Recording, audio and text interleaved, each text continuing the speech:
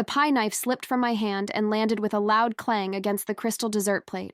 The raspberry filling oozed from the crust, raw in the middle, pale and underbaked, onto the polished oak table of the anniversary dinner I had meticulously organized. 15 years of marriage commemorated by my final act of silent rebellion. 12 guests went silent. My husband Eric's fork froze. Mid-air. My mother-in-law Pamela blinked, confused. Aunt Beth gasped audibly. "I didn't bake it properly," I said, my voice steady despite the thundering in my chest. "I suppose I just didn't see the point anymore."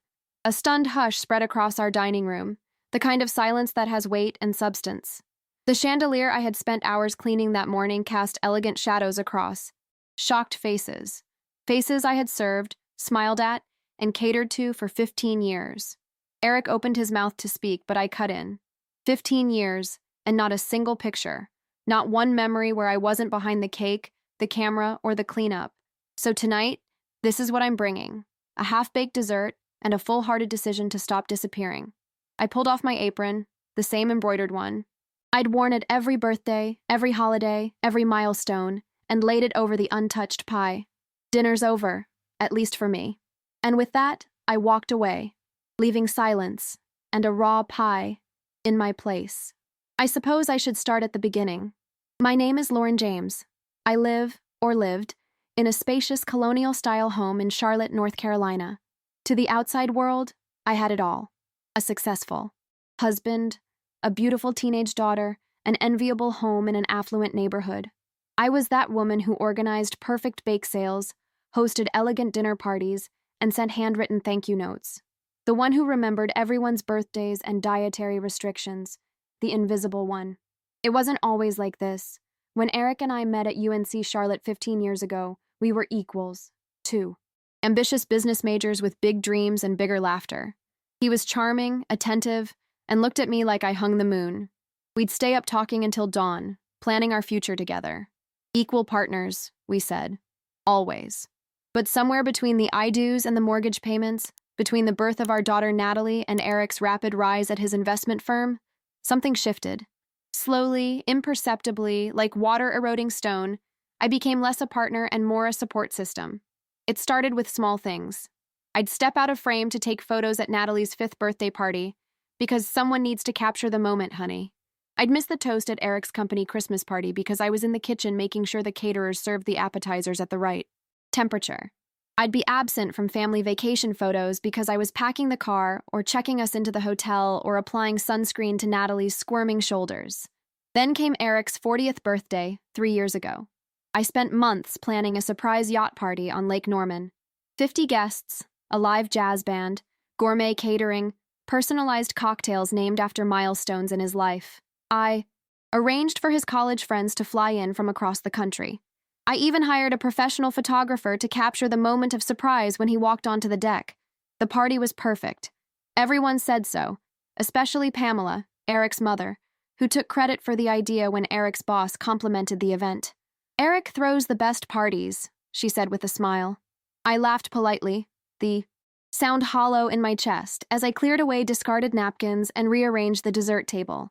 That night, scrolling through the photos the photographer had sent, I realized something that stopped me cold. In over 200 pictures, I appeared in exactly none. Not one. I existed only in the margins. A blurred elbow here, the back of my head there. A ghost hosting her own haunting. When I mentioned this to Eric the next morning, he glanced up briefly from his phone and said, "That's because you're always running around making sure everything's perfect. Maybe relax a little next time, babe." But there was always something that needed tending to, fixing, arranging. Something that kept me behind the scenes while life happened in front of me. For Natalie's Sweet 16 last year, I transformed our backyard into a bohemian paradise with fairy lights, floor pillows, and a dessert bar that took me 3 days to prepare. When the Instagram posts flooded in later that night, best party ever. Sweet 16. Best dad ever. Not a single photo showed the mother who had made it all happen. Just Eric, grinning broadly with an arm around our daughter, taking compliments from her friends' parents. That night, staring at my reflection in the bathroom mirror, I barely recognized myself.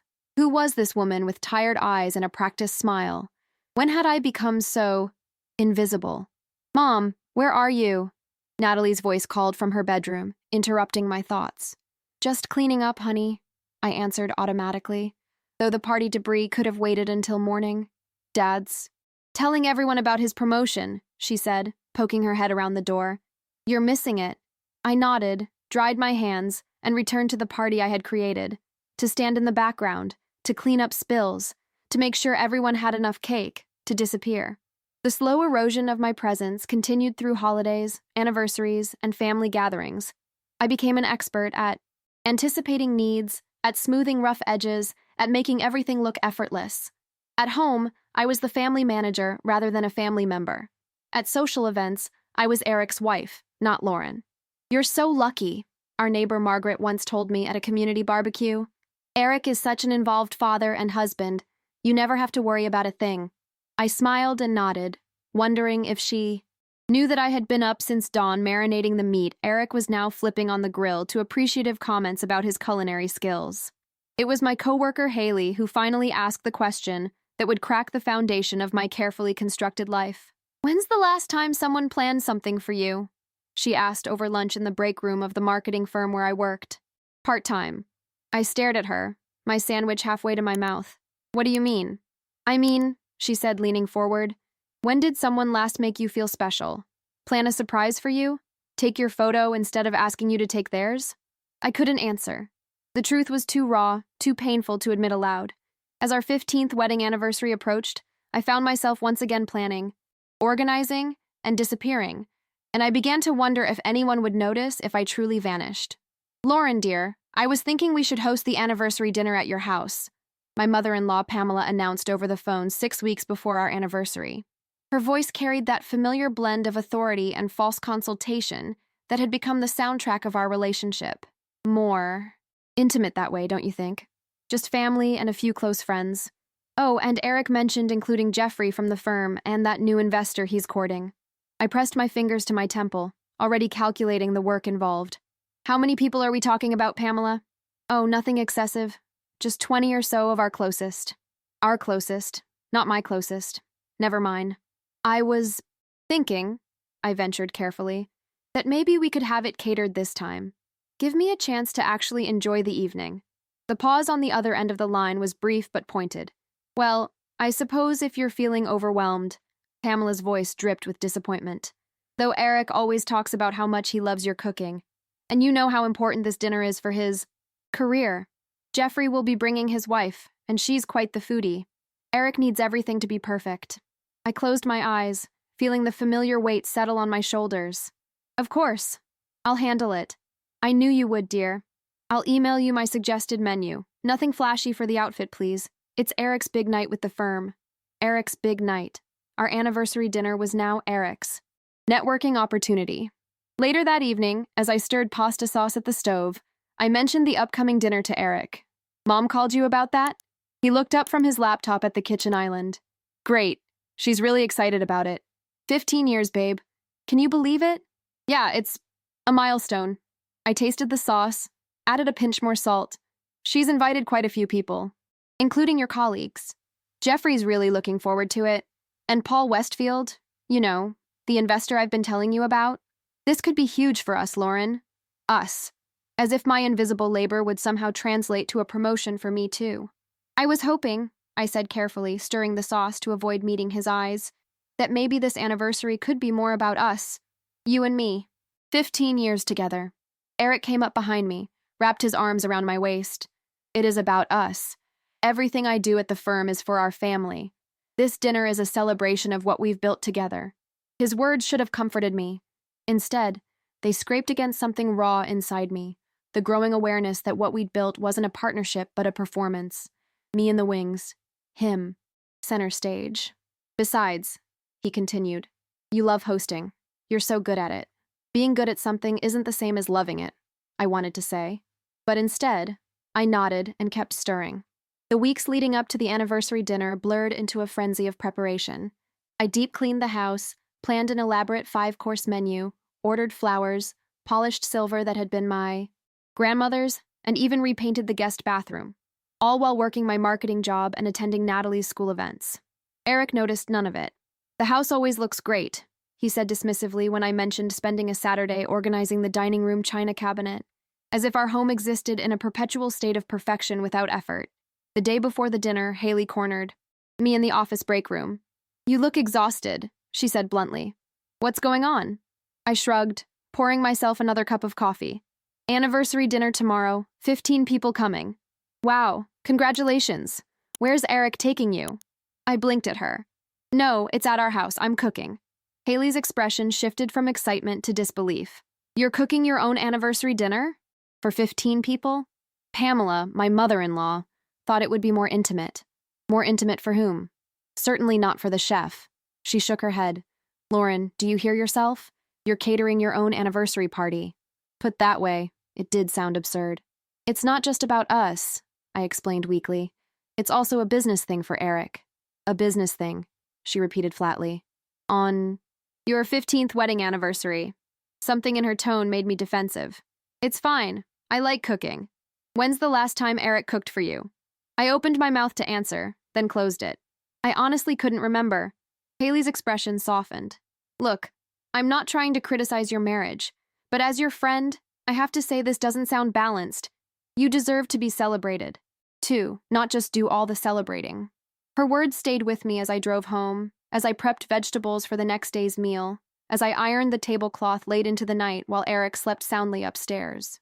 The morning of our anniversary dawned bright and clear. I woke before sunrise, my mind already racing through the day's timeline. By the time Eric came downstairs in his running clothes, I had already marinated the beef tenderloin, prepped the asparagus, and was rolling out pie crust for dessert. "Morning, babe," he said, kissing my flour-dusted cheek. "Happy anniversary."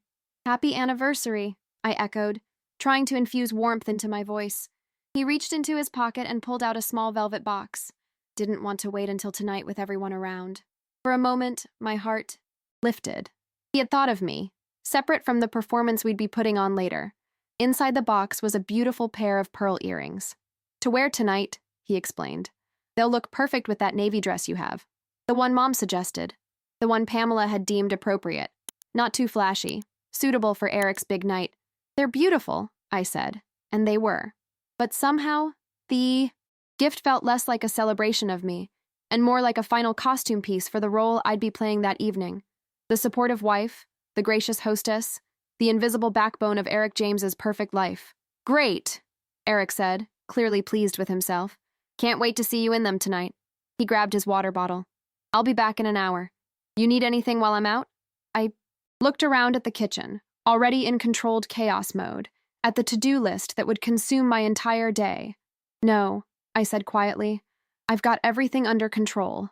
As the door closed behind him, I turned back to the pie crust, kneading perhaps more forcefully than necessary, and wondered if anyone would notice if, just once, I didn't have everything under control. If, just once, I allowed myself to be seen. The anniversary dinner began exactly as I'd expected. Our home transformed into a glossy magazine spread, candles flickering on the dining table, flowers artfully arranged in crystal vases, the aroma of slow-roasted beef tenderloin and rosemary potatoes filling the air. Everything perfect. Everything controlled. I wore the navy dress Pamela had suggested, pearl earrings, gleaming against my carefully styled hair. I'd spent 45 minutes on makeup, aiming for that elusive, effortless look that actually required significant effort. The irony wasn't lost on me. "Lauren, the house looks lovely," Aunt Beth said warmly as she handed me her coat. Unlike Pamela, Beth had always seen me. Really seen me. "You've outdone yourself." I smiled, genuinely touched. "Thank you for coming. It means a lot. Wouldn't miss it." She squeezed my hand. 15 years is something to celebrate. Across the room, Pamela held court in an elegant burgundy pantsuit, directing guests toward the appetizer table I'd spent hours preparing. "Eric insisted on having it at home this year," I overheard her telling my neighbor Margaret. "He's such a traditionalist, says restaurants just don't have that personal touch." I bit the inside of my cheek and continued greeting guests. Eric's colleagues arrived in tailored suits, their wives in cocktail dresses, all exclaiming over the charming dinner party. Paul Westfield, the investor Eric had been courting, brought an expensive bottle of scotch, for Eric, naturally, and barely acknowledged me beyond a cursory handshake. "There she is," Eric announced as I emerged from the kitchen carrying a tray of canapes. The woman behind the man. He pulled me against his side in a brief, possessive hug that managed to seem affectionate to onlookers while displacing half the carefully arranged appetizers. 15 years. Jeffrey from the firm raised his glass. That's impressive in this day and age. The secret is having a wife who makes everything so damn easy.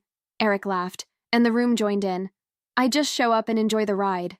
My smile remained fixed, a mask I'd perfected over years of practice. Inside, something cracked, making everything easy.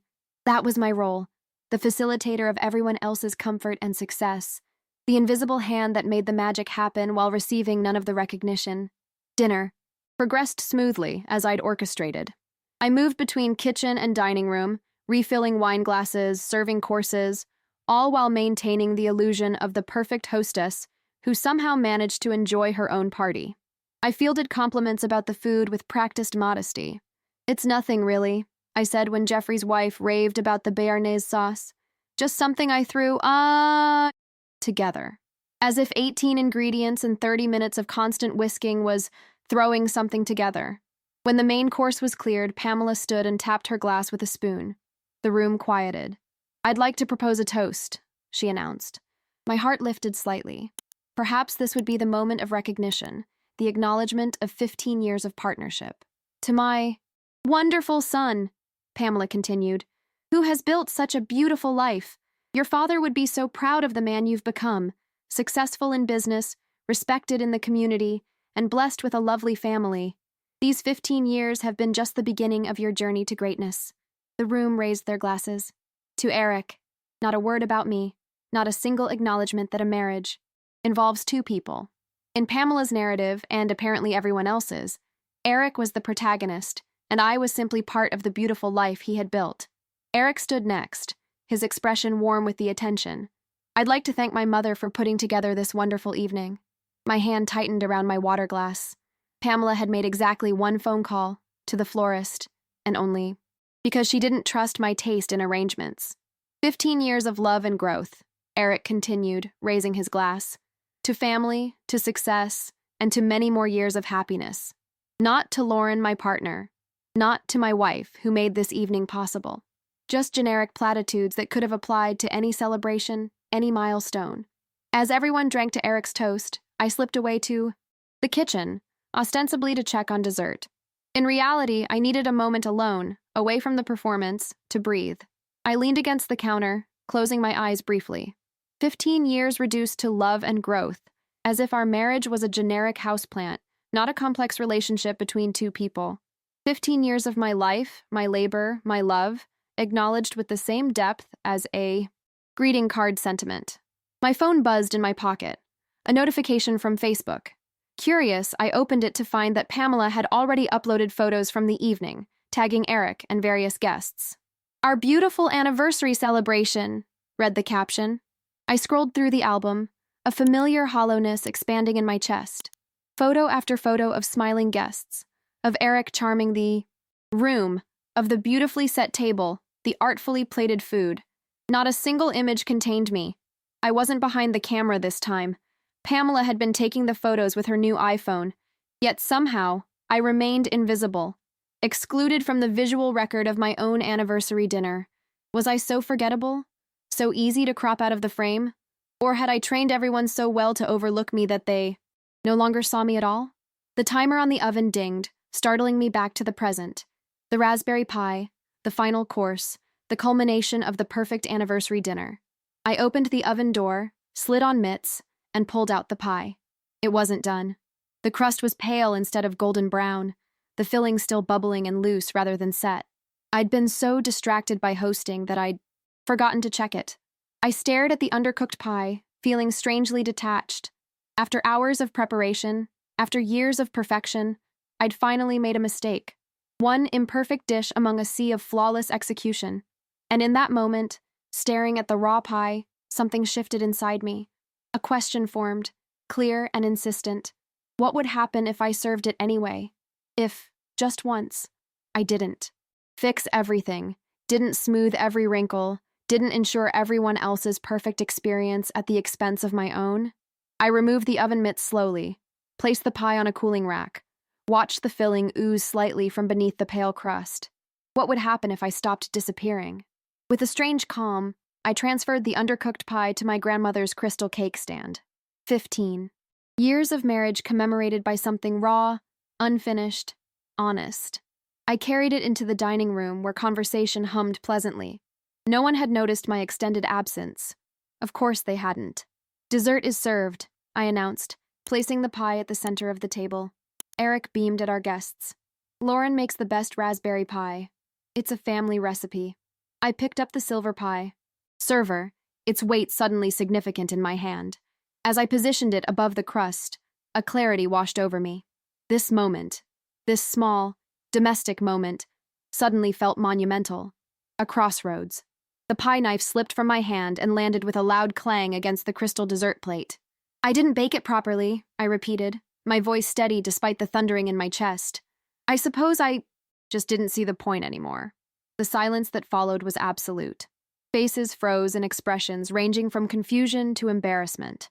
Eric's smile remained fixed, though his eyes darted nervously between me and Paul Westfield, the investor seated across from him. Lauren? He questioned, a warning in his tone. Not now, not here, not in front of everyone. But 15 years of not now had led precisely to this moment. 15 years, I continued, my voice growing stronger. 15 years of birthdays, anniversaries, holidays, dinner parties. 15 years of planning, cooking, cleaning, organizing. 15 years of making everyone else comfortable, successful, happy. I looked around the table, making eye contact with each guest. Some shifted uncomfortably. Others stared, transfixed. And in 15 years, not one photo where I wasn't behind the camera. Not one celebration that was actually about us, about Eric and me as partners. Not one moment where I was seen as anything more than the woman who makes everything look easy. Pamela's face had turned an alarming shade of red. Lauren, I think you've had too much wine. Perhaps. I've had exactly one glass, Pamela. The same glass I've been nursing all night because I've been too busy serving everyone else to actually sit down and enjoy my own anniversary dinner. I pulled off my apron, the same embroidered one I'd worn at every celebration for years, and laid it over the uncut pie. Dinner's over, at least for me. The room remained frozen as I walked out, leaving silence and a raw pie in my place. I moved through our home with measured steps, grabbed my purse and car keys from the hook by the door, and stepped out into the cool evening air. I hadn't planned this moment, had no idea where I was going. Yet, as I backed my car out of the driveway, passing the row of luxury vehicles belonging to our guests, a strange lightness filled me.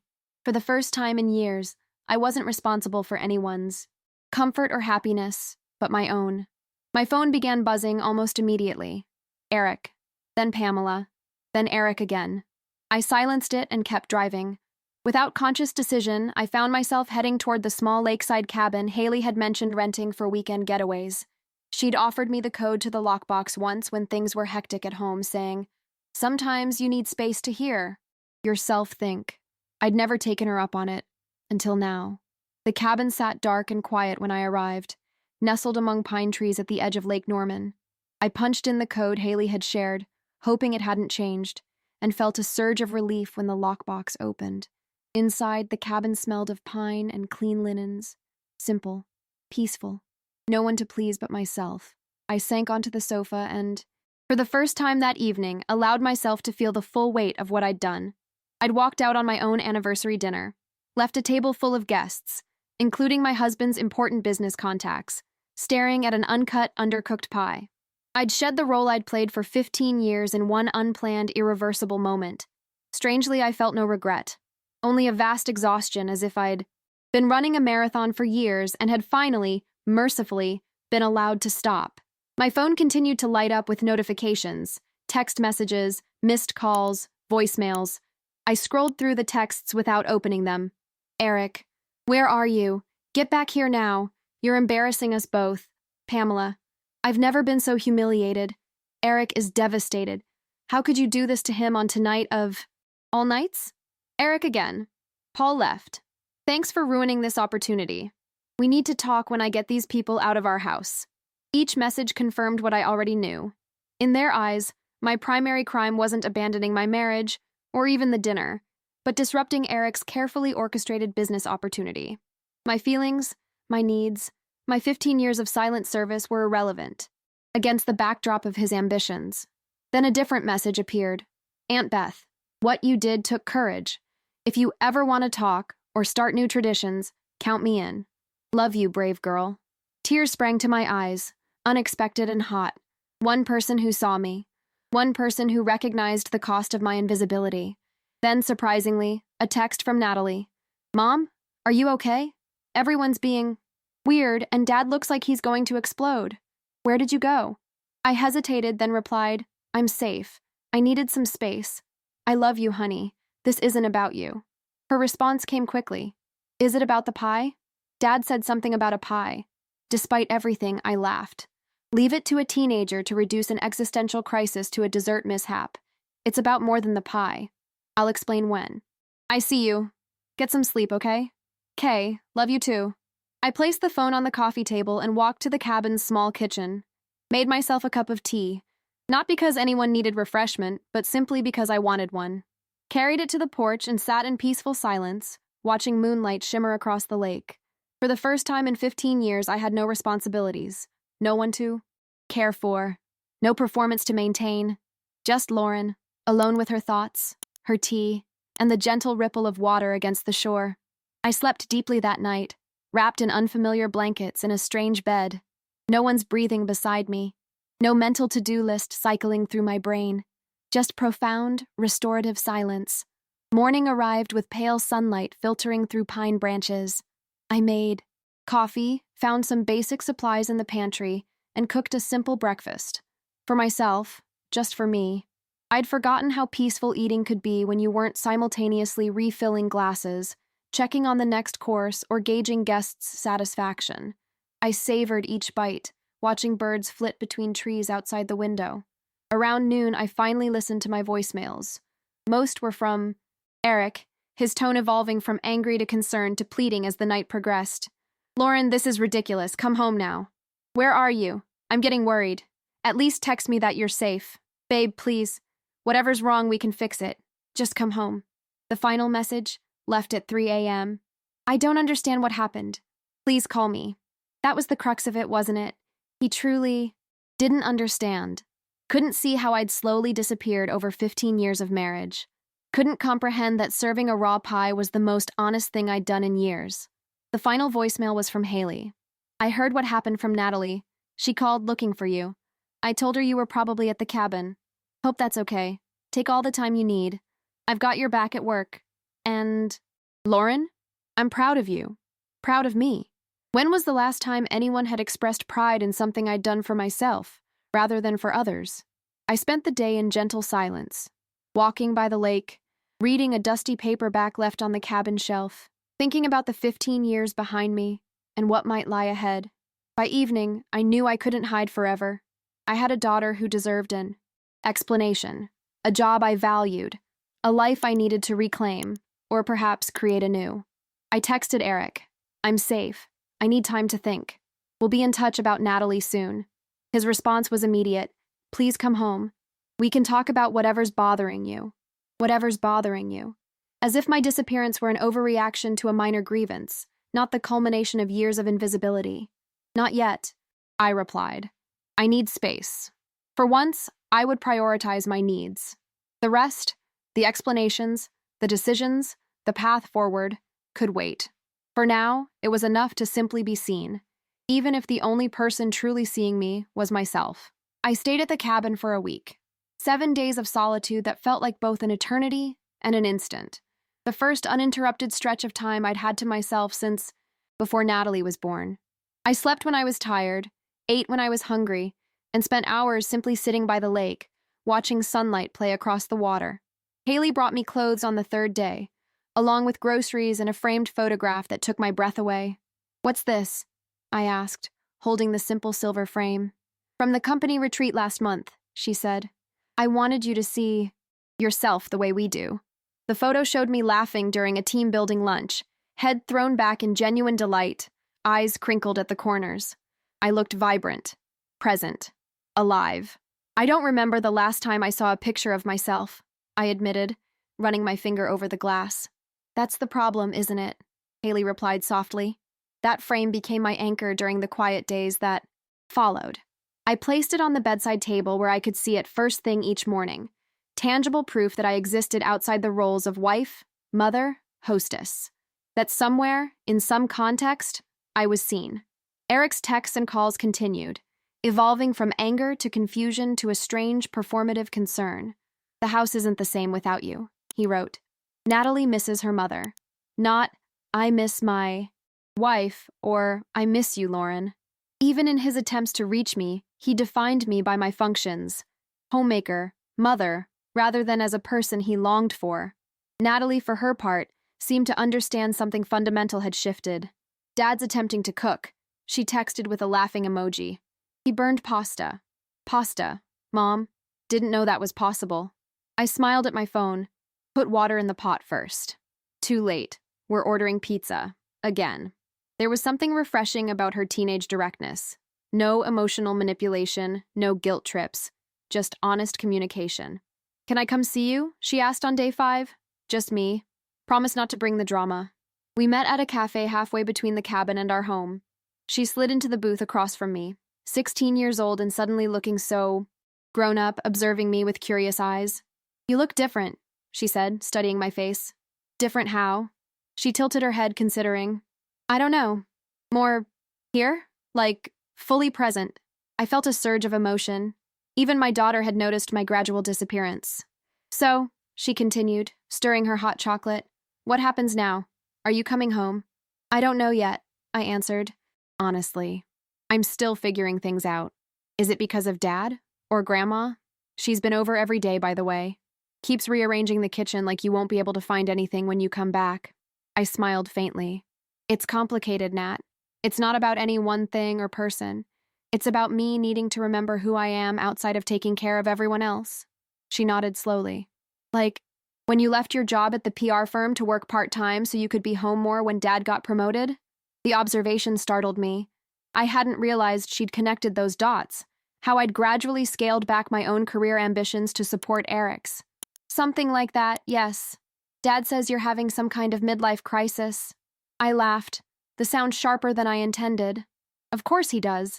That's easier than admitting there might be actual problems to address. Grandma says you humiliated him in front of his boss. And what do you say, Natalie? She looked down at her mug, tracing its rim with her finger. I think I've never seen you do something just for yourself before. It's weird, but kinda cool too. She glanced up. I don't want you guys to get divorced. I don't know what's going to happen with your dad and me, I said gently. But I do know that whatever happens, you and I are going to be okay. You're stuck with me as your mom, no matter what. She smiled, relieved. Good, because Dad's cooking really is terrible. On the 7th day, I called Eric. It was time for a conversation, not about returning to the status quo, but about whether there was a path forward that allowed me to be seen. I'd like to meet, I said when he answered on the first ring. To talk. Thank God, he breathed. Come home, Lauren. We can sort everything out. Not at the house, I said firmly. Somewhere neutral. And just us. Not Pamela, not Natalie. We agreed to meet at a small restaurant downtown, far from our usual haunts where we might be recognized. When I arrived, Eric was already seated, looking simultaneously relieved and wary. He stood when he saw me, awkwardly leaning in for a hug I didn't fully return.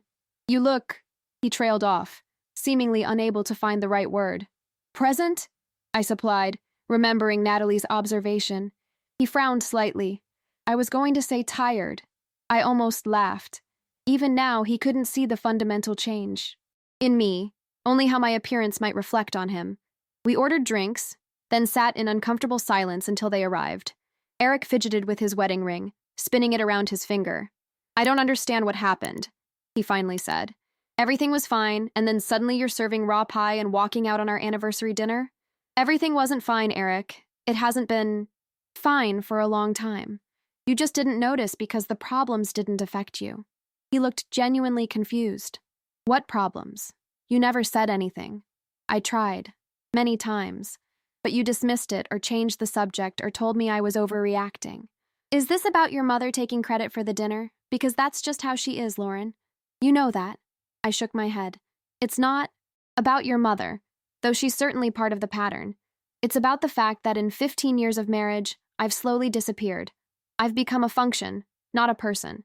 The woman who makes everything look easy, who ensures everyone else shines while remaining invisible herself. That's not true, he protested. You're the center of our home, of our family. The center, but never centered, I replied. I'm the axis everyone else rotates around, but no one actually sees. When's the last time you took a photo of me, Eric? When's the last time you planned something special just for me? Not as a networking opportunity or a family obligation. When's the last time you saw me as Lauren, not as your wife or Natalie's mother or the perfect hostess? He stared at me, mouth slightly open. I don't know what you want me to say. I don't want you to say anything. I want you to listen. Really listen. I took a deep breath. For 15 years, I've been shrinking myself to fit into the spaces you left for me. I gave up my career ambitions to support yours. I turned our home into a showcase for your success. I raised our daughter while you worked late and traveled for business. I did all of this willingly because I loved you and believed we were building something together. We are, he insisted. No, Eric.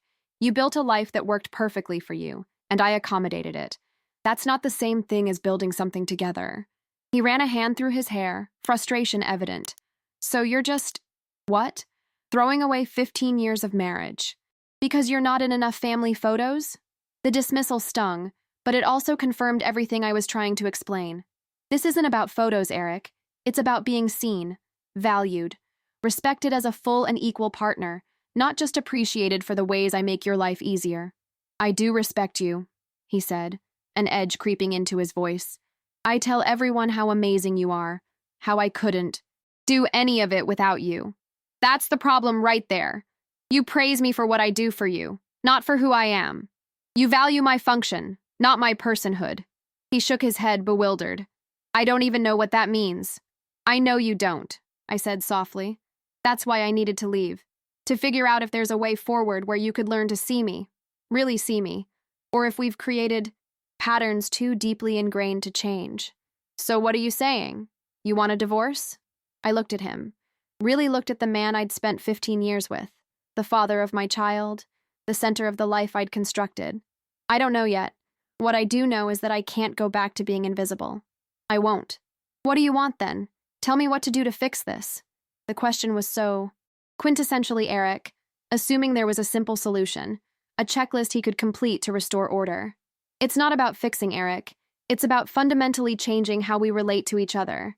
And that starts with you recognizing that there's actually a problem, not just with me having some kind of breakdown, but with the foundation of our relationship. He was silent for a long moment. I don't want to lose you, he finally said, and for the first time, I heard genuine fear in his voice.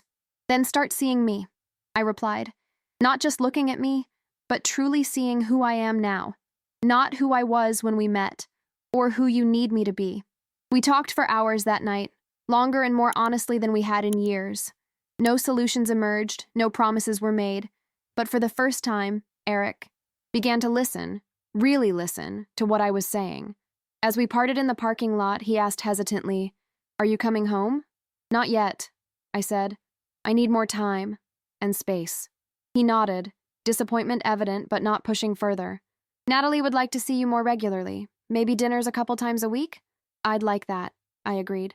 As I turned to leave, he called after me. "Lauren?" I paused, looking back. "I'm sorry about the photos," he said.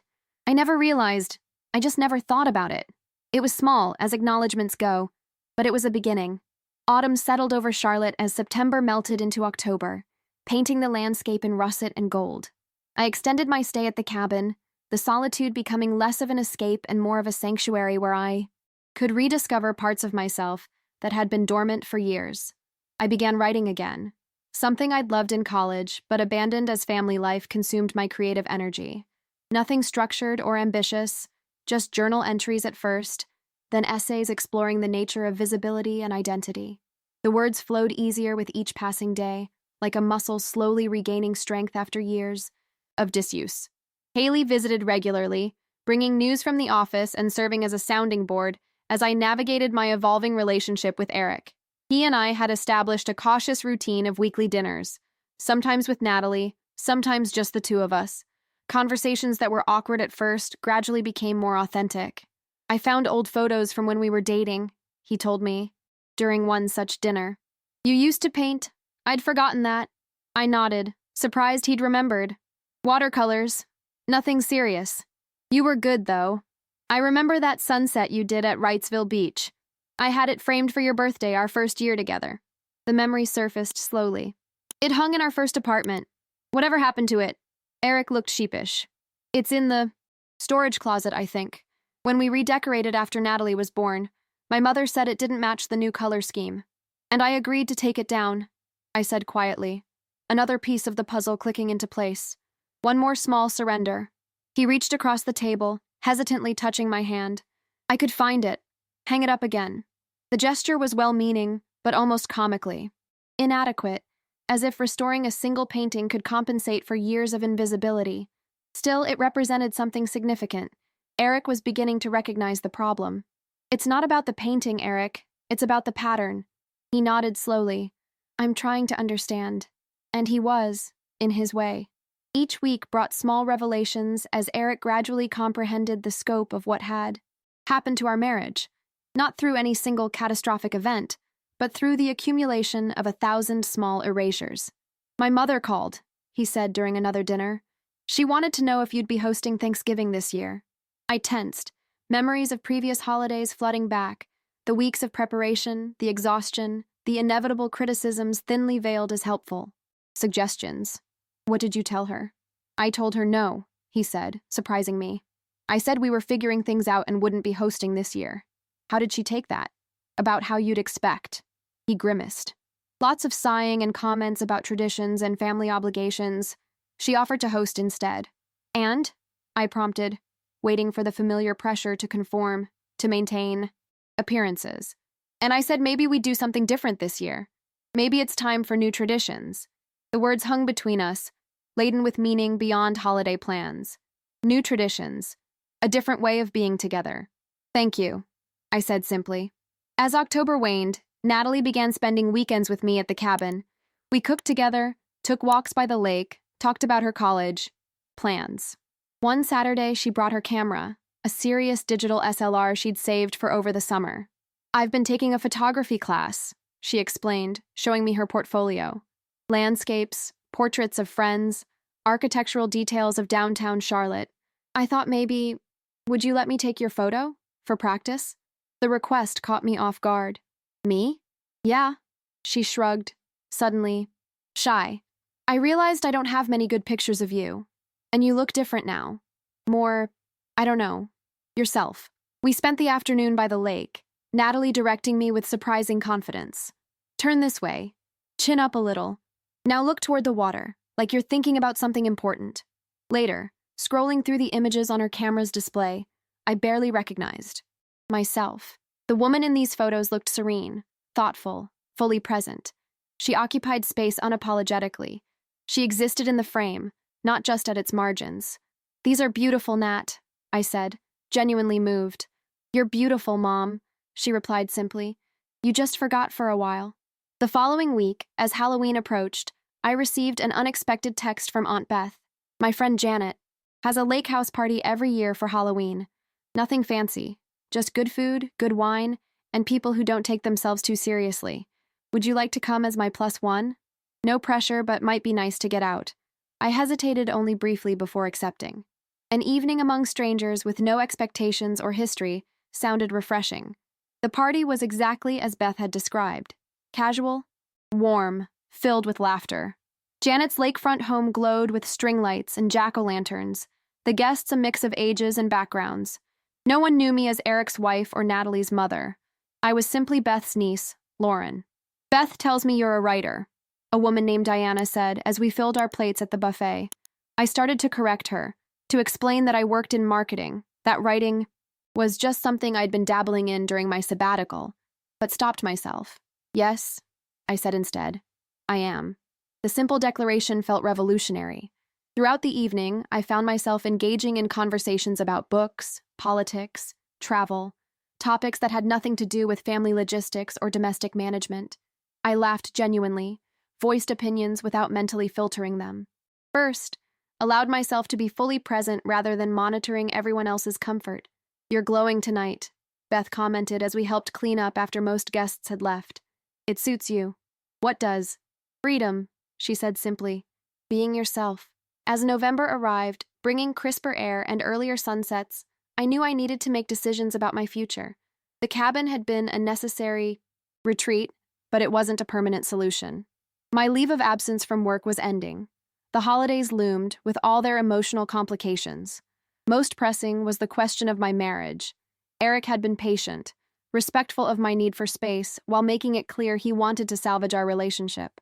"I miss you," he admitted during our last dinner. "Not just having someone to manage the house or take care of Natalie. I miss you, Lauren. Your laugh, your perspective on things, the way you call me on my bullshit." I studied him across the table. This man I'd known for nearly half my life. "I've changed, Eric. I'm not going back to being the person I was." "I don't want you to," he said, surprising me. "I like who you're becoming. I want the chance to know her, to see if we can build something new together, something better." His words stirred something in me, not the easy acquiescence of before, but a cautious hope. It would take real change, from both of us. "I know." He reached for my hand, and this time I didn't pull away. "I'm willing to try if you are." As I drove back to the cabin that night, the full moon illuminated the road ahead, casting everything in silver light. The woman who had walked out of her anniversary dinner 2 months earlier would have been skeptical of Eric's promises, wary of slipping back into old patterns. But I wasn't that woman anymore. I was someone who had rediscovered her voice, her passions, her presence. Someone who had learned to take up space in the frame. Someone who could choose to rebuild a relationship, not out of obligation or fear or habit, but from a position of strength and clarity. The decision wasn't about going backward or forward. It was about creating something entirely new from the pieces of what had broken. And for the first time in years, I felt fully equipped to make that choice, whatever it might be. Thanksgiving arrived with a light dusting of snow, unusual for Charlotte, but fitting for what felt like a fresh beginning. After much discussion and careful negotiation, Eric, Natalie, and I had decided to break with tradition entirely. No elaborate dinner at our house, no Pamela's thinly veiled criticisms, no performance of the perfect family. Instead, we rented a small cabin in the Blue Ridge Mountains, not for escape this time, but for reconnection. Just the three of us, away from the patterns and pressures that had defined our family dynamic for so long. "Mom, can you check if I packed enough sweaters?" Natalie called from her bedroom as I loaded the car on Thanksgiving morning. The question was so ordinary, so domestic, yet it struck me with unexpected force. For months, she had managed without my daily presence, adapting to a new family configuration with remarkable resilience. "Sure, honey," I answered, heading upstairs. Her room was a tornado of discarded clothing options, but her suitcase was neatly packed, a skill she must have developed during my absence. "Dad says it gets really cold in the mountains at night," she explained, sorting through her dresser. "It does," I agreed, helping her select a few additional layers. "But the cabin has a fireplace." "Like a real one? Not gas?" I nodded. "A real wood-burning fireplace. Your dad's determined to build fires all weekend." She rolled her eyes affectionately. "He's been watching YouTube tutorials. It's kind of adorable." The casual way she referenced Eric, not defensive, not strained, eased something in my chest. Whatever happened between her father and me, Natalie was finding her balance. Eric was loading the final bags when we came downstairs. He looked different somehow, more present, more deliberate in his movements. These past months had changed him too. "Ready for adventure?" he asked, closing the trunk. The drive to the mountains was surprisingly easy. We listened to Natalie's playlists, stopped for coffee at a roadside stand, pointed out the changing landscape as we gained elevation. No one mentioned the elephant in the car, that this was our first holiday together since what Natalie had dubbed the raw pie incident. The cabin exceeded my expectations, rustic but comfortable, with wide windows overlooking a wooded valley, and, as promised, a stone fireplace dominating the living room. We unloaded the car in efficient harmony, each of us instinctively finding our role without falling into old patterns. "I thought we could divide up dinner," Eric suggested as we unpacked groceries. "I'll handle the turkey and potatoes." Natalie volunteered for the green bean casserole. "And Lauren, pie," I finished with a small smile. I'm on pie duty. He caught my eye, understanding passing between us.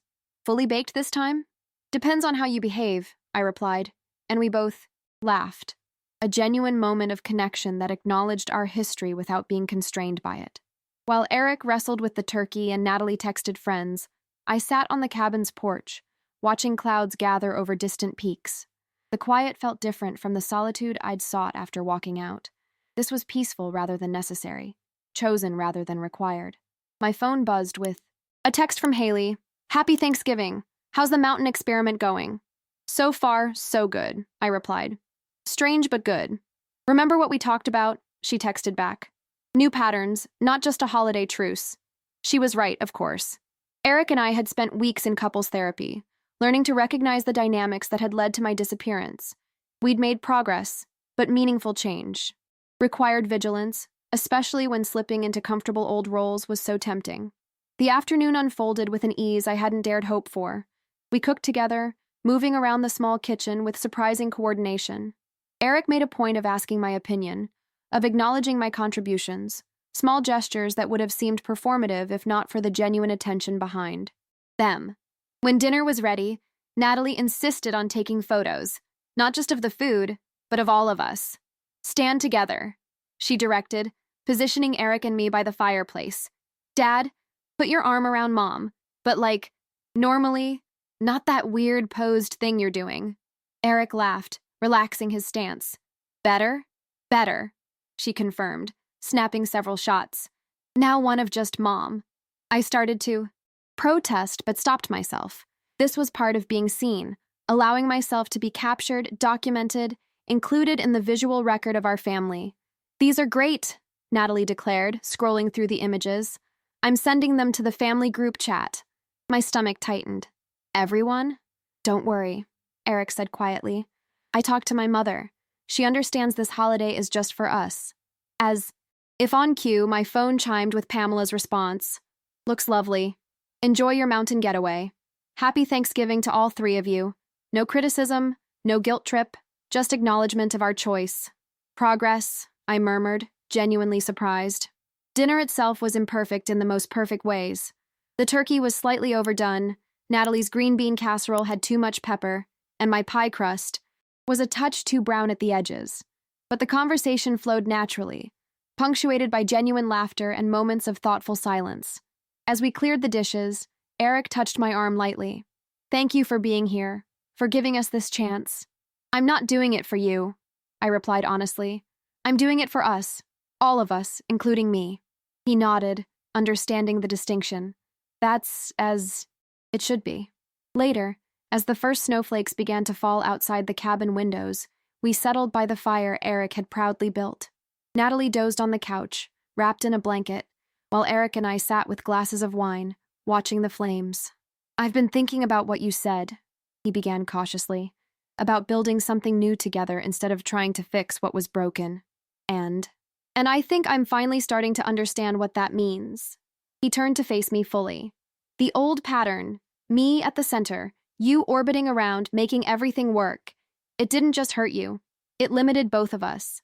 I never had to develop certain skills or awareness because you handled everything.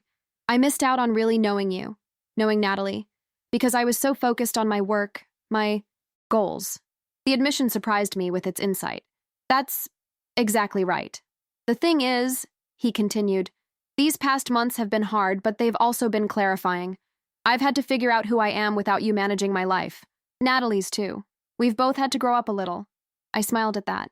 She's becoming quite the capable young woman. Like her mother, Eric said softly. Strong, independent, clear about what she needs. The compliment warmed me more than the fire. Not because I needed his validation, but because it reflected what I'd come to know about myself. I can't promise I'll never fall back into old habits, he admitted. But I can promise to keep trying, to keep seeing you, really seeing you, as you are now, not as who I needed you to be. I reached for his hand, intertwining our fingers. That's all any of us can do. Keep trying, keep growing. As the snow fell more heavily outside, coating the woods in pristine white, I felt something settle within me.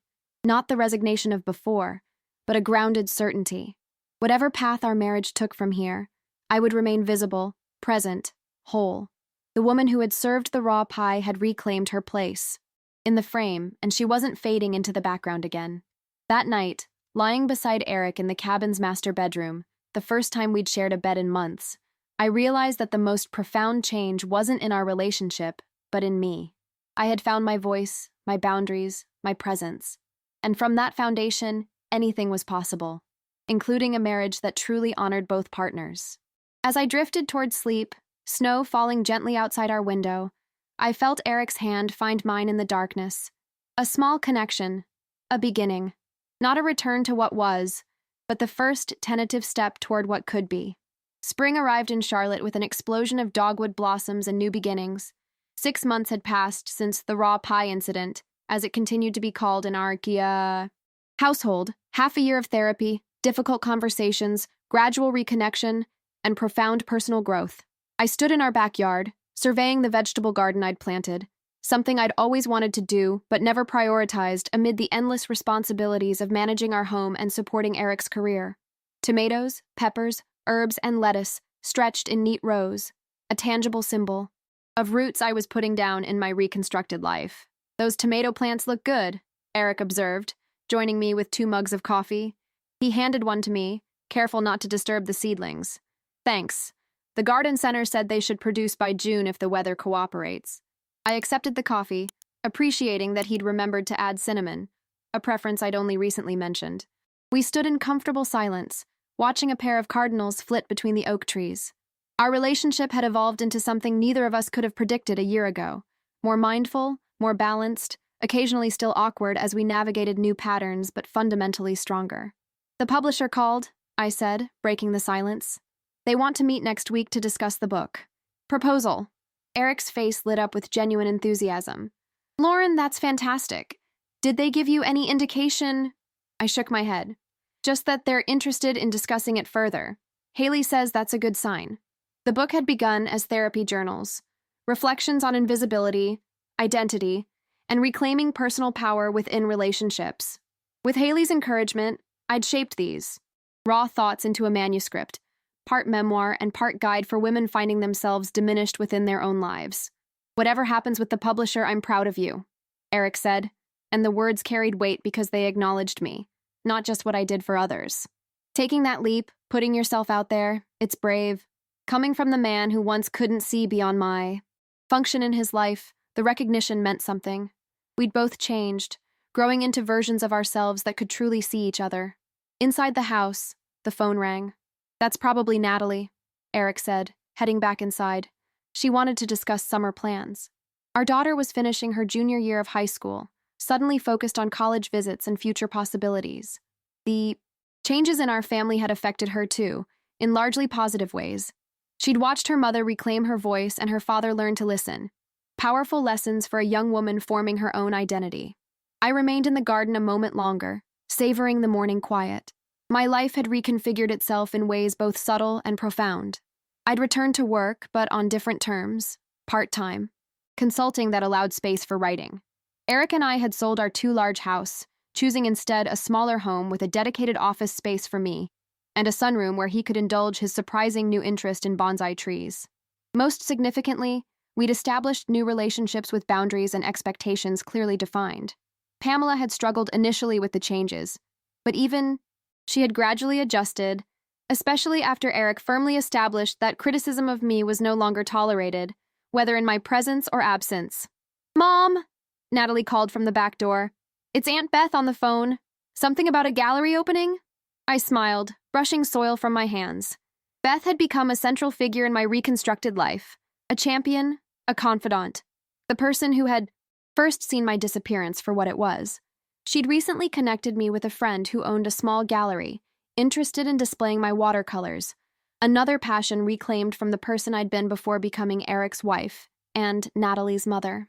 Inside, I took the phone from Natalie, who whispered dramatically, "She says you're going to be famous," before heading upstairs.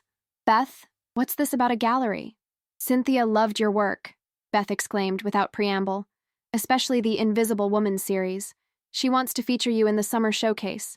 6 pieces, prominently displayed." I sank into a kitchen chair, stunned. The watercolors had begun as therapy exercises, translucent female figures gradually gaining substance and color across a series of paintings, metaphors for my own journey back to visibility. Are you serious? They're just personal pieces, not professional quality work. That's exactly why they're compelling, Beth insisted. They're authentic, raw. They tell a story people connect with. Raw, like the pie that had changed everything. I don't know what to say.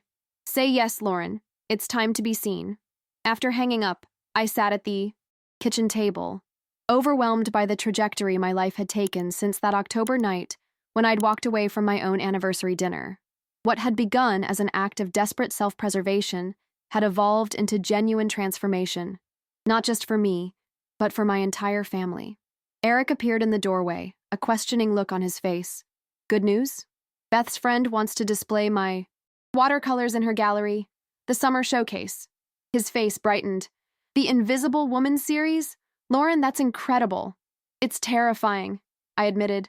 Having people see work that personal, it's like standing naked in public. He sat across from me, taking my hands in his. You don't have to do it if you're not ready. That's just it, I said, realizing the truth as I spoke. I am ready. I want to be seen, fully, completely, with all my flaws and strengths. I'm done hiding. The understanding in his eyes was profound. This man, who had once been content with my invisibility because it made his life easier, now championed my emergence into the light. Whatever you decide, he said, I'm here.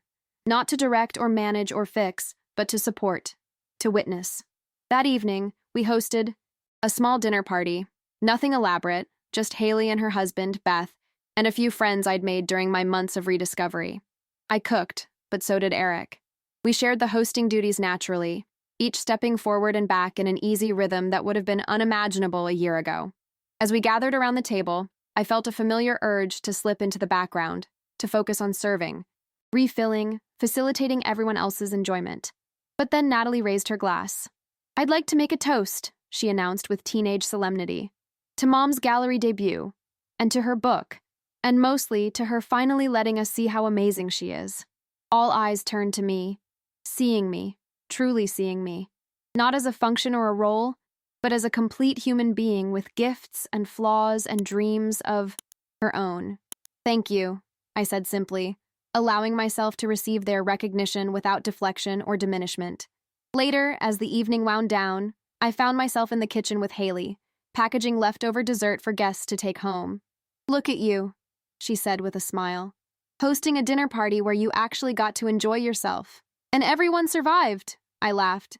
Turns out, the world doesn't end if I sit down and have a conversation instead of constantly monitoring everyone's needs. Who knew?